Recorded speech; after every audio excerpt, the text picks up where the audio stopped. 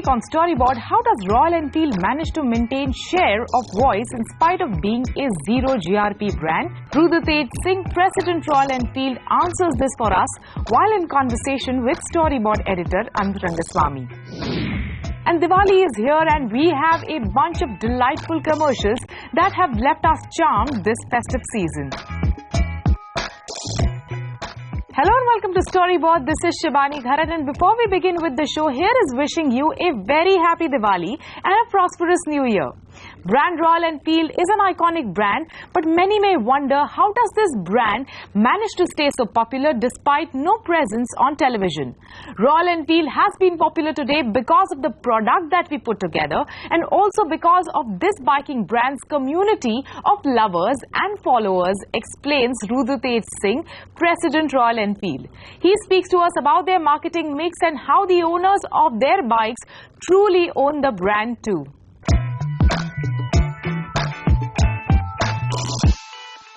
The reason I want to talk to you is your whole sort of statement you threw at me the last time we met, which is your zero GRP status. So tell me about zero GRP and how you achieve that. Well, we were, if I remember, we were in the Brandsy top 50 brands, and we were again for the second year in a row. Royal Enfield was figuring there, and we've also moved up apparently in the Millward Brown ranking. And my point there was that it's not that we are there as a brand in the top 50. What's important is to recognize that we are probably the only zero GRP brand in the top 50 of when you that say ranking. Zero GRP, you have advertised. Well, we have till then we hadn't. Right. So I have changed a few things. We're experimenting with a few things. But the fact is, over the last 10, 12 years, we would have had zero GRPs on television. Right. And I think there is something more deep, therefore, in the narrative of what Royal Enfield has been able to do. Right. Which is something that I think that's why probably why we are. Which is why we're here. Yeah. Now we are sitting in a showroom where more than bikes, it's t-shirts, helmets, all kinds of memorabilia, shoes, all that dominate. You know, bikes don't dominate. They're not in my face. So tell me about this strategy. Yeah, so why will it work? Why are you doing it? So I'll pull back a little bit. I think if I were to reflect, and I was reflecting on this question on because I knew it would come to me, is I really believe that the marketing narrative has changed, and it's not what you say but what you do that matters. And Royal Enfield has been running this narrative for much longer than a lot of people are trying to figure out what that means. But fundamentally there's a 100-year-old narrative of storytelling which I really want to debunk today. We've spent a lot of our time and effort in trying to tell stories, but it's about what you do that makes for great marketing, not what you say. And that's really what people are now trying to pivot towards. Right. Royal Enfield historically and organically has been doing that for decades. Right. Honestly, it was not by design necessarily, it was almost by default. You spoke to a few consumers who were buying you had to listen to them, so that's your CRM. You had to make sure that they are happy, and they were your brand managers. Right. Royal Enfield is successful according to me today because of two things. One is the product and the brand, which is I'm putting together, and its community. Our brand managers, and I've been saying it often, our brand managers are the community. It's not chaps in air-conditioned offices. Right. What we've been able to do is we've been able to keep nudging people on this whole narrative of riding. So if a person is a non-user, we get them into a location like this and we give them an experience of not just the bike. We try to sell less the bike, more what the bike can do for you. Right. And that's what you see here. There are lots of things, like you said, there is apparel, there is gear, there are helmets. But it's the larger concept that, look, you will be able to commute really well on a Bullet or a Royal Enfield or any other bike that you want from our stable, but you can do more. Right. And I think that for us is what's changed, in the sense that we try to focus on the people who already are interested in us, who are already involved in us. We try to make sure that they are reasonably happy. Tell me how this works for your dealers, because for them it's a lot of real estate, and real estate being taken up by shall we say relatively low value goods. Why do they buy into it, and why are they? Very good question. If you go to our Khan Market store, which is in prime locality, there can't be a more Tony location, more expensive location. We sell bikes there. It's a gear store actually. It's a gear store. We call it exclusive gear store. But we sell a huge number of bookings of bikes there. I just got a call yesterday of 2 people who booked the Himalayan at that store. We're not even able to test ride our bikes regularly there. We have to create an event there. The fact is that again, if the narrative remains the same, it's a great question, because here where you see a lot of space and you see a balance of motorcycles and gear, you can come in and you can come specifically for the bike, and we can explain which bike is the right bike for you. But more than that, how you will become the right rider for whatever. How many people walk into these gear stores specifically to buy gear and nothing else? A lot. Occasion-led. During this time of the year, for example, around Diwali, and even on other occasions, a lot of people who are not even the user, but not even the decision maker or the user, but people who use it for gifting, and there's a lot of that happening already. The point is that if we have a consistent story which is about the narrative of we want non-riders to ride, we want people who bought the Royal Enfield but it's sitting in the backyard to ride more. And whether you come in for a service or you come in back for something else, we'll keep nudging you to ride, take that first long distance ride. Right. And for the purist, why is the long distance ride important to Royal Enfield? Well, any ride is important more than commuting. Right. And the objective is to keep nudging people to the slightly different experience, because we believe that the experience unlocks something in you. Right. So it's beyond just the ride, but the unison of man-machine terrain, what it does to you as a person is it's a meditative experience for us. You spoke about Royal Enfield, taking the same route for 100 years or so. But in the last 10 years, things must have changed dramatically, because the ability to have conversations with consumers in whichever part of the world they're in. How important is that to you, and how do you leverage the conversation? No, it's a very interesting point. I think earlier it was physical conversations, and the fact is that that's very important for us. We still try to make sure that our physical experience, our physical conversations form part of the bulk of what we do, which is in many ways absolutely opposite what other brands in other industries do. They try to have a mass reach conversation or storytelling. And here the whole... Shoes on the other foot. Yeah, it's on the other foot. We believe in story living first. So we live the stories. There will be a lot of stories that stick with a larger audience. And we do have a lot of community managers who work on our social handles and on our other digital media. Is that in-house or is that outsourced? It's all in-house. Right. That's something else which is interesting. Right. So even if we were to curate stories and even tell some stories, a lot of that is already in-house. Okay. And going forward, I can tell you, we are already working on a very interesting program where almost all of our creation and curation will sit in-house. So we will use advertising agencies. We've got really good associations with excellent advertising agencies. But our focus there will be campaigns for specific purposes. Right. If you have to launch in a new country, sorry to for example. Tell me typically what is your marketing mix? Where does your dollar go? Look, if I have $1 to spend, my first half of the dollar goes into product and service. Right. That's the first part, which is, you would not call it marketing, but I really believe that service is our best marketing. So if we can keep a customer happy and an unhappy customer happy, both are gifts for us. If there's a person who's involved either because he's happy or because he's unhappy, both are gifts. If we can make that work for us, that's where our first money will go. 50 cents. That's 50 cents. Right. The next for us will be to make sure that our rides and events, the next 25, will be on doing the rides and making sure the communities are well supported. We don't sponsor communities, but we support them. Right. Can you tell me what the nuance is? What is the difference? The nuance is it is nuanced. So it's not a standard operating procedure. But if somebody wants to, for example, do a round the world ride, we would definitely encourage it. But we will not give a free motorcycle for it. Right. We'll say you buy the bike, we will absolutely support you on a lot of other things. Right. So there is an investment, that is the person's, right?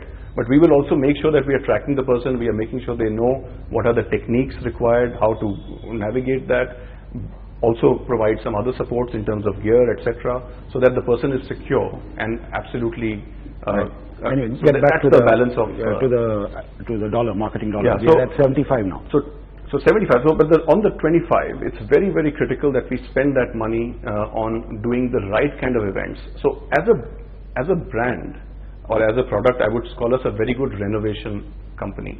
We like to make our products from the yesteryears relevant today. That's by the way, takes a lot of expertise. But from an experiences point of view, I would like to call ourselves an innovation company.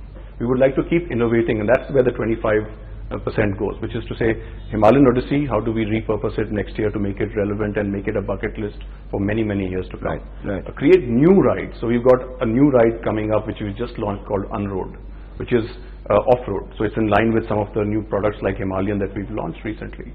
We're also doing things like Escapade, which is a ride, but you can also do camping along with it. So it's got a texture which is beyond what we're doing. So we are constantly innovating on our rides. The balance 25% is going to be on ideas. So ideas could be to create new content, could be to do stuff around digital, could be a way to do stuff. So it's open. It's basis pitch. So if somebody says, look, I really want to do a rider app, we will put money behind that. So you have to pitch for ideas. We will put a project on it, and we will put money on it. So that 25 is open innovation, if you like. If somebody says, look, I want to do a riders app, or I want to do a tour aggregator, right, we will put money behind that. Right. Okay, now we go to the core of what you've been doing since you joined Royal Enfield, which is this whole strategy of focusing on a city and everything in the ecosystem rather than focus on a country or a state. So carry us through that. Well, and how it's working. I mean, the last time you spoke, you told me about it. Now tell me how it's working. Well, to give you the background about what the city strategy means, we believe that around the world, people behave very similarly in clusters which are socio-economic. These geographies, etc., complicate things. But people in Dubai, in parts of Dubai, Shanghai and Mumbai, in a 10-kilometer radius, which is where most of our lives actually revolve around, are actually eating, breathing, doing stuff very similarly. We believe that, and we are already in 17 cities now across the world. I'm not talking about India right now, but internationally. Yeah, sure. And the way we've selected these cities are not from a geographical opportunity point of view. Of course, that has some role to play, that how do you concentric circle-wise increase the opportunity and influence, etc. But more about where does the riding narrative sit? Where is riding and lifestyle intersecting? High quotient on lifestyle focus, high quotient on doing things with your time, with your money beyond the cookie cutter. And we've selected those places which are thought leaders in that market. So we are in Madrid, we are in places, we are in Paris, we are in... Now when you say we are in, tell me what that means. So we have our own brand store there, which means that you will see a store quite like this. Right. It has two advantages. The first advantage is that it builds a certain premiumness to the Royal Enfield narrative, and people may not be fully aware of what Royal Enfield is like in India. It's an iconic cult status brand, but in other markets there is residual equity that sits, and people actually see the brand in a certain new light. A lot of people know about the brand but never knew it exists in this form. So anyway, tell me, now you got the showroom, then what else do you have?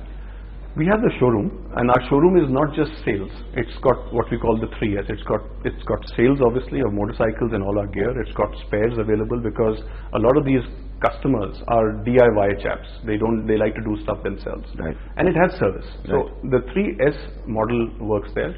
But that's not all. Each of these hubs has rides. We have a full activation program every weekend, every month, wiring into the motorcycling culture. So it's agnostic of brand. Right. We just want to participate. Right. We just want to tell people that, look, you don't need to have large, heavy, scary motorcycles to enjoy riding. All you need is a Royal Enfield and some time commitment, and commitment for sure. Now tell me, when you go to Madrid or to a Bangkok or a Manila or whatever, this is also zero GRPs. It's also It is. We are. Our first port of call is to get people who believe in what we believe in. And what I'm trying to say by that is, people who appreciate, when they look at it and they see it, they say, I get it. I get what you're doing. A lot of our motorcycles, the first sales that happen in these markets are people who have motorcycles, large motorcycles. They're saying, that's what I want to ride. I can do it every day now. I don't have to wait every month, take out time, soup up my bike and then go out for three hours. Absolutely. I can do it every day. Guess these are our influencers also. If they give us a positive thumbs up, that's really what Royal Enfield was all about, even in India. Right. So yes, the model of zero GRP will work, we believe, even in these countries or cities. Okay. Now tell me, before this chat, you spoke about the challenges of the future. Yeah. And that's a huge challenge. I mean, everything is so unpredictable. Is it more predictable, or for a iconic brand like yours, is it more predictable? That's all I'm saying. Well, the category drivers are going to change. Right. In fact, we will be influenced by drivers beyond our category. I mean, I was just talking to somebody a few days ago that we were talking about urbanization and ruralization. We are going to see Uberization. And we don't even know the impact of that. But I can tell you that people are going to start saying, why am I going to buy a car? And I think that's a good thing for us. In some ways, there will be upsides for the motorcycles, and also evocative motorcycles. I think eventually, the industry has to move away from the commuter narrative to something more. Royal Enfield already, in my view, sits beyond commuter. It says that you can do more, fundamentally. So for a brand like Royal Enfield, some of these drivers, if we watch it closely and we make sure that our products are relevant, which is what our core is, I think we have more upsides to come. Okay, Rudy, you've had a great run in the last 3-4 years. You open the papers and your numbers are better and better on any parameter virtually vis-a-vis your competitor. How long is that easy to sustain? It's a great curve. Is it a sustainable curve? What is it going to take to keep that curve going? We believe that from a market size point of view, we are doing very well, but it's really, we've stuck to our knitting, and we believe that there is a lot of headroom for us. We're still a 5% market share brand, absolutely, right? So there is enough headroom. We don't look at that honestly very, very carefully, and we look at saying how are we going to improve our relationship with customers? How do we ensure that we solve problems really quickly? And really that's for me the zero GRP model, which is to say, look, anybody who's involved in us, right, whether he's happy with us or unhappy with us, you have an opportunity. Let's focus on that better, use more technology, use more methods, use more money if required to get that piece right. So honestly, I talked about the 75 and I said this 25 is a bit ambiguous, but it's CRM. It's stuff to say how do you create delight. So we are putting projects in place where you've seen the furniture change. We want to change the culture in every of our store, and saying there's a long way to go there. Even in India, service levels in India, I would say generally as a customer, a consumer, are bottom of the pile. If we do a few things well, we will be noticed even beyond what we get noticed. Right. So I think for me, instead of worrying about what's happening in the ecosystem, let's worry about how we can continue to improve what we've already started. And I can tell you the headroom there itself is tremendous. How much we can bite is only based on our ability to deliver. Right. Fantastic. So let's hope I come back and we do a fourth conversation in as many years. It will be a privilege. All the best. Thank you. It is time for us to slip into a short break. When we return, we get to see some delightful campaigns for Diwali.